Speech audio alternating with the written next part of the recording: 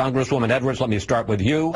Your thoughts about the rally in Charlottesville yesterday, the violence and the criticism that President Trump is receiving for not calling out white nationalists specifically. Well, they start. Obviously, the violence is not acceptable, but what is more unacceptable is the fact that the president could not name this for what it was, driven by white nationalists, the KKK, white supremacists, and neo-Nazis. And the fact that the president of the United States cannot say this out loud, instead basically gives a green light to those who continue to perpetrate hate and violence in his name. And they said it decidedly that it was done in his name in support of his efforts to, quote, make America great again. I think it's unacceptable. There were Republican leaders across the board who spoke out and named this violence, and he could not. And why do you think he didn't? Well, I think he views those people as part of his base.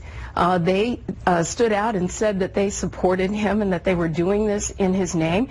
And what an American president should do is stiff-arm them and say, I don't care whether they say that they support me, I don't support them and what they stand for. And this president of the United States failed to do that, and he failed the American people. I do think if you're fair to him, the statement itself is pretty strong and pretty direct about condemning the violence, condemning bigotry.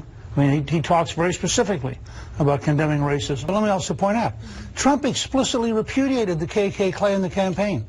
I mean, the elite media may not want to believe it. Go back and look at the videotape. He explicitly repudiated it. He explicitly repudiated David Duke.